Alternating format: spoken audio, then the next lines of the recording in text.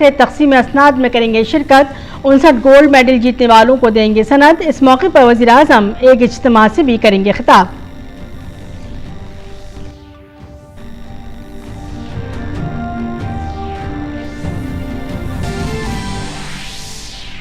وزیر اعظم آج گاندھی نگر میں گفٹ سٹی میں بین الاقوامی مالیاتی خدمات مرکز اتھارٹی کے ہیڈ کوارٹر کا رکھیں گے سنگ بنیاد۔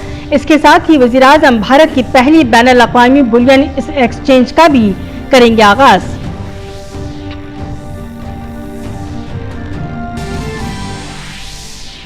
صدر پر کانگریس لیڈر ادھیر رنجن کے نازیبا تبصرے پر ملک بھر میں غم و غصہ، ادھیر رنجن کے خلاف مدھیہ پردیش میں مقدمہ درج۔ بی جے پی سمیت کئی دیگر جماعتوں نے بھی کی بیان کی مذمت۔ مایاوتی نے کہا کانگریس کو اپنی ذات پات کی ذہنیت چھوڑ کر ملک سے معافی مانگنی چاہیے۔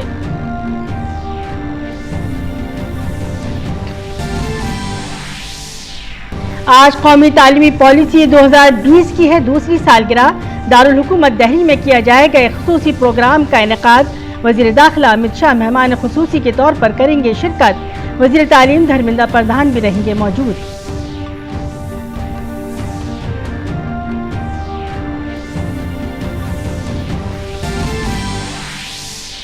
کوچین شپ یارڈ نے ملک کا پہلا دیسی ساخت کا طیارہ بردار بحری جہاز وکرانت کیا بحری بحریہ کے حوالے۔ وکرانت بھارتی بحریہ میں شامل ہو کر اگلے ماہ تک مکمل طور پر کام کرنا کر دے گا شروع۔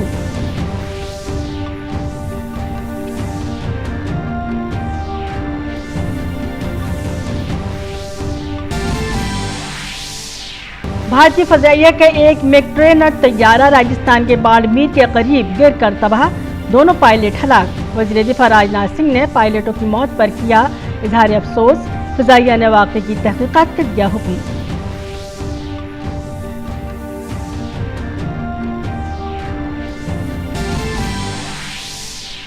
کامن ویلتھ گیمز 2022 کا برمنگھم میں رنگا رنگ تقریب کے ساتھ ہوا آغاز۔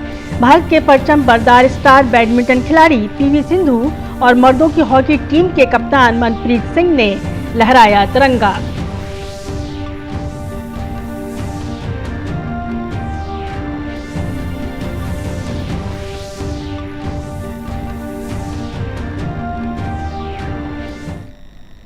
آداب، 9 بجے کے خبر نامے میں آپ کا خیر مقدم ہے۔ میں ہوں صبیہ خان۔ خبریں تفصیل سے۔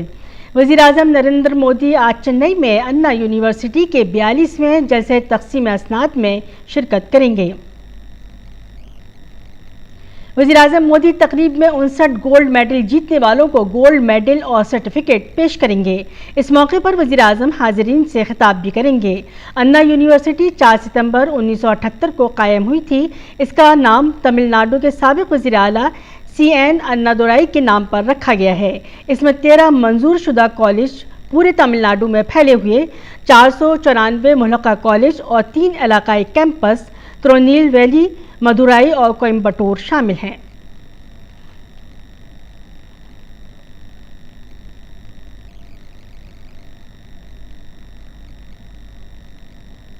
وزیر اعظم نریندر مودی گفٹ سٹی کا دورہ کرنے کے لیے گاندھی نگر جائیں گے، جہاں وہ شام 4 بجے کے قریب مختلف منصوبوں کا افتتاح کریں گے اور سنگ بنیاد رکھیں گے۔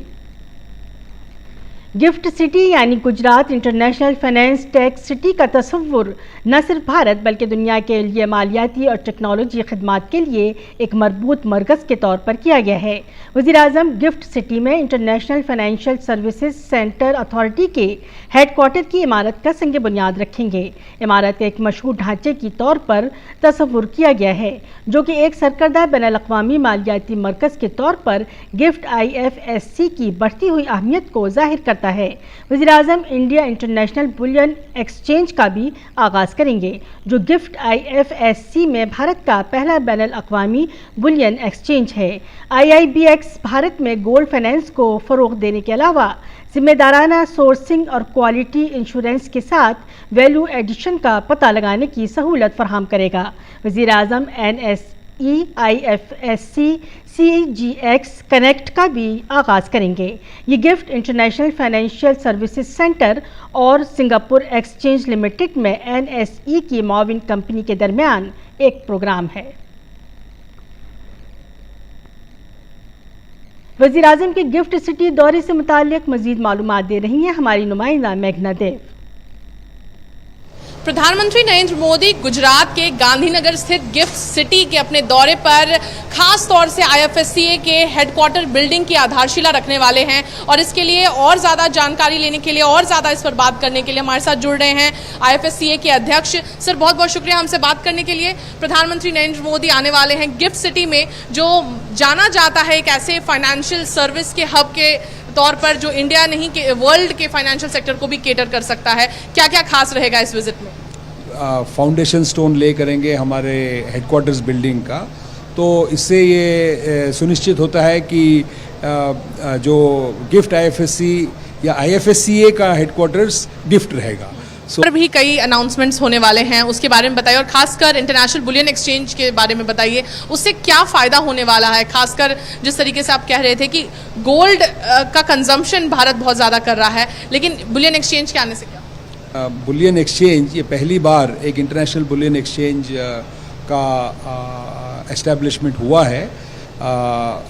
ماننیہ وت منتری نے اپنے بجٹ میں اس کو اناؤنس کیا تھا 2020 میں، اور پانچوں جو مارکیٹ انفراسٹرکچر انسٹیٹیوشنز ہیں، NSE، BSE، MCX، NSDL، CSDL، یہ پہلی بار ہے کہ یہ پانچوں کمپنیاں ایک جٹ ہو کر انہوں نے جوائنٹلی اس کو پروموٹ کیا ہے۔ تو یہ ایکسچینج کے دوارا گولڈ کے ٹریڈنگ ایکٹیویٹی میں بھی کافی تیزی آئے گی۔ انٹرنیشنل پارٹیسپینٹس جو سپلائرز ہوں گے یا ٹریڈنگ والے ہوں گے، وہ سب یہاں پر آئیں گے۔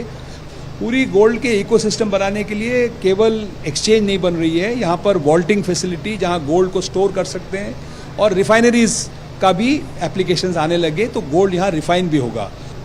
اور کچھ خاص اناؤنسمنٹس کی اگر بات کریں تو اس کے اوپر بتا سکتے ہیں کیا کیا اناؤنسمنٹس ہونے والے ہیں؟ جیسے بینکس ہیں، کئی سارے فورن بینکس اپنے آپریشنز یہاں کھول رہے ہیں۔ کل JP مورگن چیز اور ڈوئچ بینک، یہ دونوں اپنا آپریشنز کھولیں گے۔ دوسرا، فنٹیک کے ایریا میں بھی بہت قدم اٹھائے گئے ہیں۔ ایک فنٹیک کا انسینٹیو اسکیم بھی ہے کہ کئی فنٹیک چھوٹے کمپنیاں، ان کے پاس پیسے کی بھی کمی ہوتی ہے، تو اگر وہ گرین فنٹیک کر رہا ہے یا کوئی اور ایسا فنٹیک پرابلم سالو کر رہا ہے جو فائنینشیل انکلوزیونیس بڑھائے گی، تو اس کو کیسے ہم آرتھک طور سے سپورٹ کریں۔ انٹرنیشنل بل ڈسکاؤنٹنگ کے لیے ہم نے ایک پلیٹ فارم بنایا ہے۔ تو ایک طریقے سے دیکھا جائے تو پردھان منتری نریندر مودی کی ایک خاص جو وزٹ ہے گفٹ سٹی میں، فائنینشیل سیکٹر کے لیے، فنٹیک کمپنیز کے لیے اور ساتھ ہی لوگوں کے لیے بھی کئی ایسی سوغاتیں لے کر آئے گی فائنانس اور اکانومی کو نئی گتی دینے کے لیے، اور اس کے ساتھ ہی سب سے اہم بات ہے کئی فورن بینکس کو بھی بھارت لانے کے لیے۔ کیمرہ پرسن موہت کے ساتھ میں میگھنا دیو، DD نیوز، گاندھی نگر۔ یہ تھی میگھنا دیو جو گاندھی نگر سے گفٹ سٹی کے بارے میں معلومات فراہم کر رہی تھیں۔ اسی کے ساتھ بڑھیں گے پارلیمنٹ کی خبر کی طرف۔ پارلیمنٹ کے مانسون اجلاس میں آج رواں ہفتے کا آخری دن ہے۔ پرائیویٹ بلوں کے لیے جمعے کا دن مختص ہوتا ہے۔ راجیہ سبھا اور لوک سبھا میں دوپہر کے بعد پرائیویٹ بلوں کو فہرست بند کیا گیا ہے۔ دونوں ایوانوں میں آج صبح وقفہ سوالات میں کئی اہم سوالات پوچھے جانے ہیں۔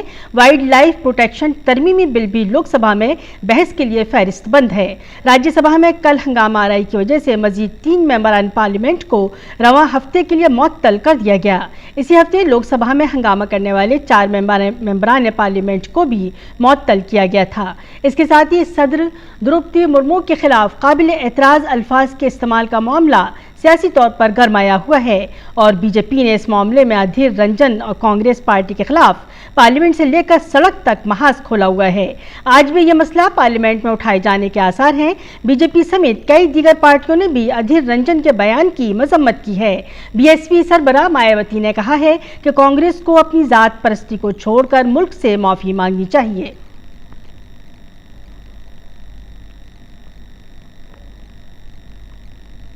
قومی تعلیمی پالیسی 2020 کی دوسری سالگرہ کے موقع پر آج ایک خصوصی پروگرام کا انعقاد کیا جائے گا۔ اس پروگرام میں وزیر داخلہ امت شاہ بطور مہمان خصوصی شرکت کریں گے۔ اس موقع پر وزیر تعلیم دھرمیندر پردھان بھی موجود رہیں گے۔ معلومات کے مطابق مرکزی وزیر داخلہ امت شاہ نئی قومی تعلیمی پالیسی کے آغاز کے 2 سال مکمل ہونے پر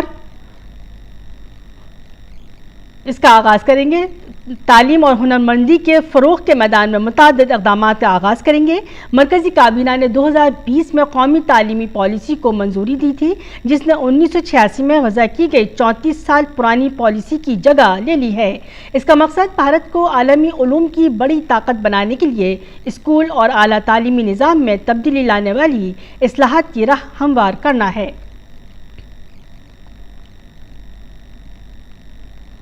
بھارتی بحریہ نے کوچین شپ یارڈ کے ذریعے تعمیر کردہ مشہور دیسی طیارہ بردار بحری جہاز وکرانت کی ڈیلیوری لینے کے ساتھ تاریخ رقم کی ہے۔ جہاز وکرانت کے نامزد کمانڈنگ آفیسر کمڈور ودیا دھر ہارکے اور کوچین شپ یارڈ کے چیئرمین اور مینیجنگ ڈائریکٹر مدھو ایس نائر نے طیارہ بردار جہاز وکرانت کو بحریہ کے حوالے کیے جانے سے متعلق دستاویزات پر دستخط کیے۔ وکرانت کو بحریہ کے حوالے کرنے کے بعد بھارت ان چند ممالک میں سے ایک بن گیا ہے جو ملک کے اندر طیارہ بردار جہاز تیار کرتے ہیں۔ وکرانت بھارتی بحریہ میں اگلے ماہ تک شامل ہو کر مکمل طور پر فعال ہو جائے گا۔ بھارت کے پہلے طیارہ بردار جہاز کا نام بھی وکرانت تھا، جس نے 1971 کی جنگ میں اہم کردار ادا کیا تھا۔ 36 سال کی بہترین خدمات کے بعد وکرانت کو 31 جنوری 1997 کو فارغ کر دیا گیا۔ وزارت دفاع نے کہا ہے کہ ملک کے جہاز رانی کے شعبے کی صلاحیت سازی میں وکرانت کی یہ نئی شکل اس سمت میں ملک کے جوش اور جذبے کا حقیقی ثبوت ہے۔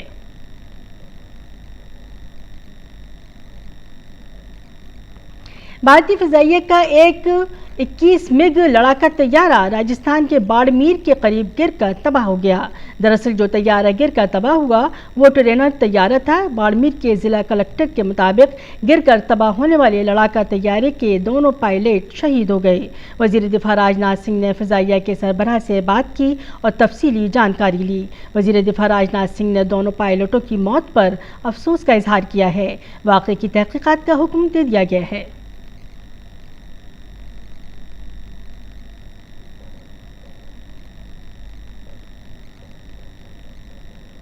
بھارتی فضائیہ نے باڑمیر میں گر کر تباہ ہونے والے مگ 21 لڑاکا طیارے کے بارے میں اپنا بیان جاری کیا ہے۔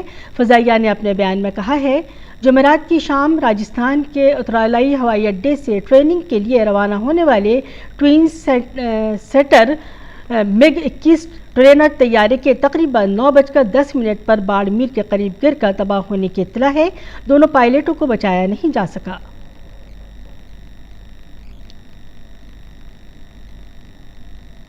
وزیر دفاع راجناتھ سنگھ نے طیارے کے حادثے پر افسوس کا اظہار کیا ہے۔ انہوں نے ٹویٹ کر کے کہا، راجستھان میں باڑمیر کے قریب بھارتی فضائیہ کے ایک مگ 21 ٹرینر طیارے کے گر کر تباہ ہونے اور 2 فضائی جنگجوؤں کی موت سے گہرا دکھ ہوا ہے۔ قوم کے لیے ان کی خدمات کو کبھی فراموش نہیں کیا جائے گا۔ دکھ کی اس گھڑی میں میری ہمدردیاں سوگوار خاندانوں کے ساتھ ہیں۔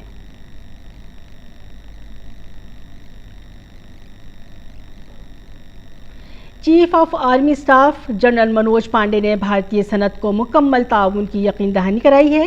انہوں نے کہا کہ میک ان انڈیا زمرے میں گولہ بارود کے ڈیزائن اور مینوفیکچرنگ کے 12 زمرے ہیں جو بھارتی نجی صنعت کے لیے کھلے ہیں۔ جنرل پانڈے بھارتی مسلح افواج کے لیے گولہ بارود سے متعلق دوسری بین الاقوامی کانفرنس سے خطاب کر رہے تھے۔ کانفرنس کا اہتمام فکی اور centre for joint warfare studies نے کیا تھا۔ Given the fact that manufacture of ammunition at this scale and magnitude is being undertaken by the Indian industry for the first time, there are deviations also which are being granted from the standard module on a case-to-case basis and where required. So what I am trying to say is that all possible help is being accorded or will be accorded by us during the trial and the testing stage, including issues such as storage and transportation of ammunition and providing associated ammunition components and systems where required.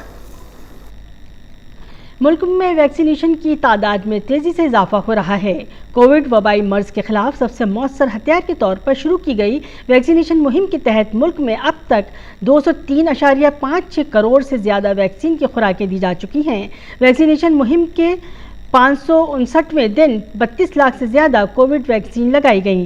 Vaccination मुहिम मुल्क में Covid से लोगों के तहफ़्फ़ुज़ का एक अहम ज़रिया है और इसका आला सतह पर मुसलसल जायज़ा लिया जा रहा है और निगरानी की जा रही है।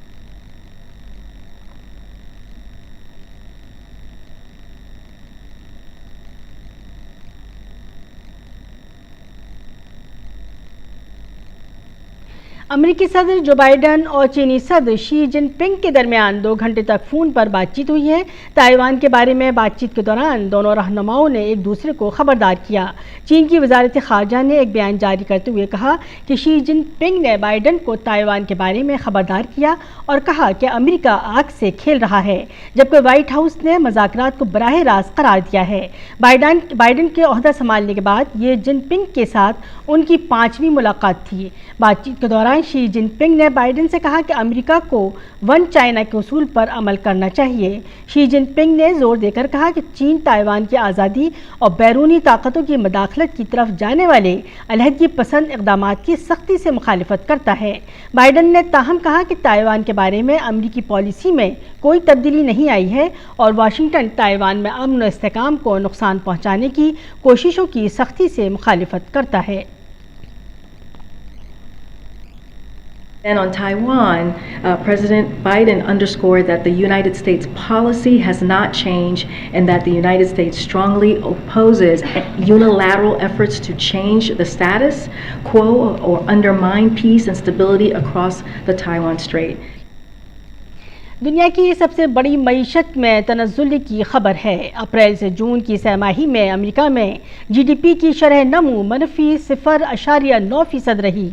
ये मुसलसल दूसरी सहमाही है जब जीडीपी की नमू मनफी रही है। जनवरी ता मार्च सहमाही में 1.4% की मनफी नमू थी। टेक्निकी तौर पर उसे अमेरिका में कसाद बाजारी की अलामत समझा जा सकता है, हालांकि बाइडन इंतजामिया इसकी तरदीद कर रही है। फेड चेयर जेरोम पाउल ने कहा है कि अमेरिका में कोई कसाद बाजारी नहीं है क्योंकि अमेरिकी मईशत कई महाजों पर बेहतर काम कर रही है। अहम बात यह है कि बुध को अमेरिकी फेडरल रिजर्व ने 41 साल तक महंगाई की सतह को कंट्रोल करने के लिए अमेरिका में शरह सूद में 0.75% इजाफे का ऐलान किया था। अमेरिका में इफराती ज़र को कंट्रोल करने के लिए फेड ने जून और जुलाई में अब तक शरह सूद में मजमूई तौर पर 1.50% इजाफा किया है। 1980 के बाद शरह सूद में ये सबसे तेज़ इजाफा है। इससे भी ज़्यादा तशवीशनाक बात यह है कि फेड ने शरह सूद में मज़ीद इजाफे का इशारा दिया है। अब जबकि अमरीकी मईशत टेक्निकी तौर पर कसाद बाजारी का शिकार है, इसका असर यूरोप समेत एशिया की शरह नमू पर भी पड़ेगा। इस गिरावट का असर भारत पर ज़्यादा नहीं पड़ेगा क्योंकि मालियाती खसारा 6% की हद में है।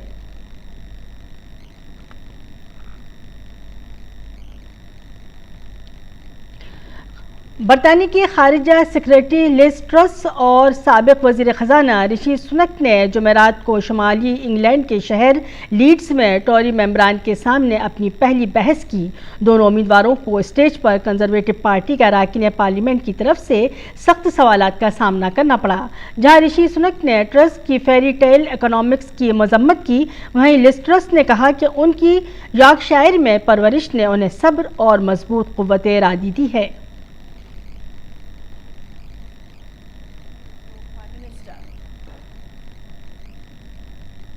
और नाज़रीन, अब पेश है दिल्ली से शाये होने वाले उर्दू अखबारात का मुख्तसर जायज़ा।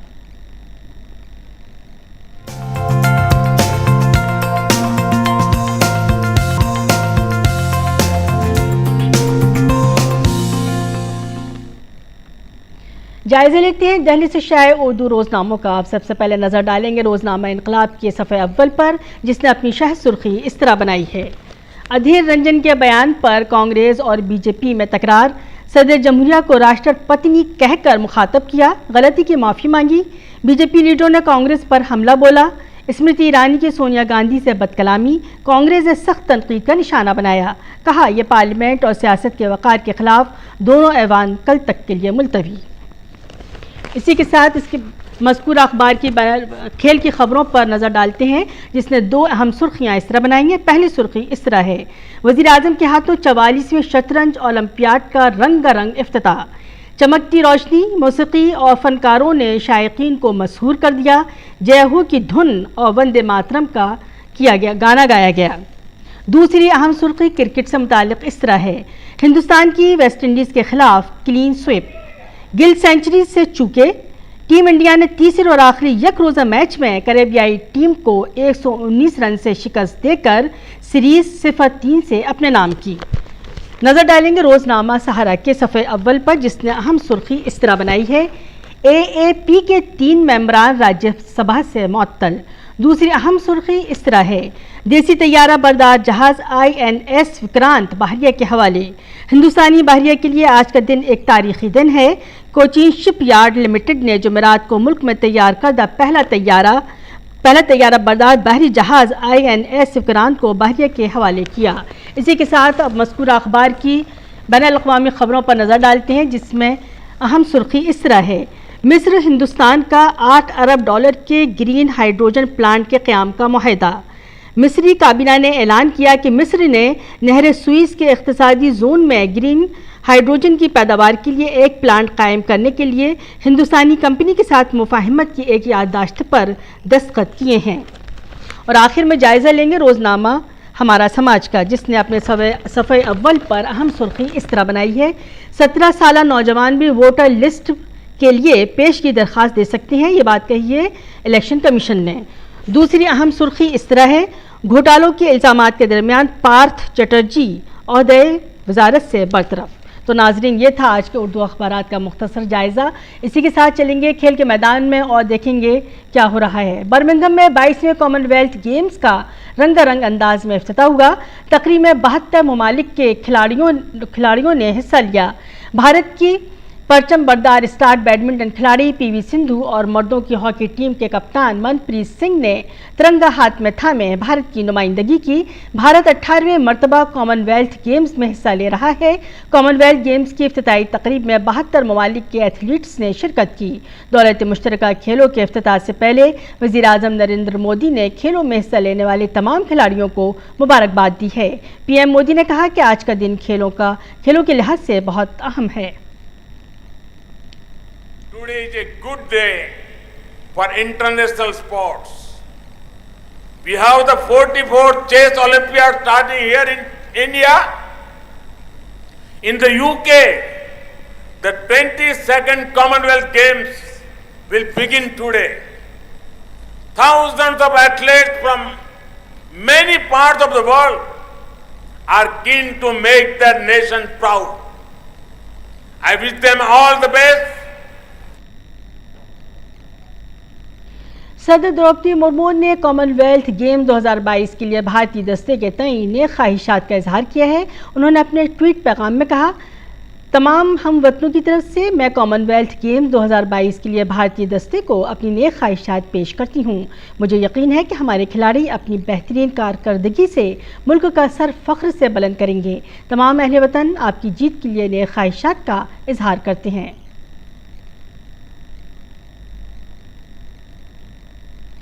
وزیر اعظم نریندر مودی نے چنئی کے قریب مہابلی پورم میں شطرنج اولمپیاڈ کے 44ویں سیزن کا آغاز کیا.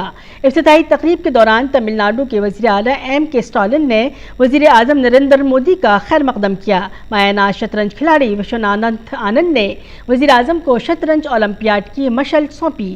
بھارت پہلی مرتبہ شطرنج اولمپیاڈ کی میزبانی کر رہا ہے. بھارت سال 2020 کے آن لائن اولمپیاڈ میں روس کے ساتھ مشترکہ فاتح رہا ہے. شطرنج اولمپیاڈ میں اس مرتبہ اوپن زمرے میں ریکارڈ 187 ممالک کی ٹیمیں اور خواتین زمرے میں 162 ٹیمیں حصہ لے رہی ہیں. I declare the 44th Chess Olympiad open. May the games begin. The 44th Chess Olympiad has been a tournament of many firsts and records. This is the first time the Chess Olympiad is being held in the place of origin of chess of India. It is coming to Asia for the first time in 3 decades. اور آئیے اب جانتے ہیں موسم کا مزاج.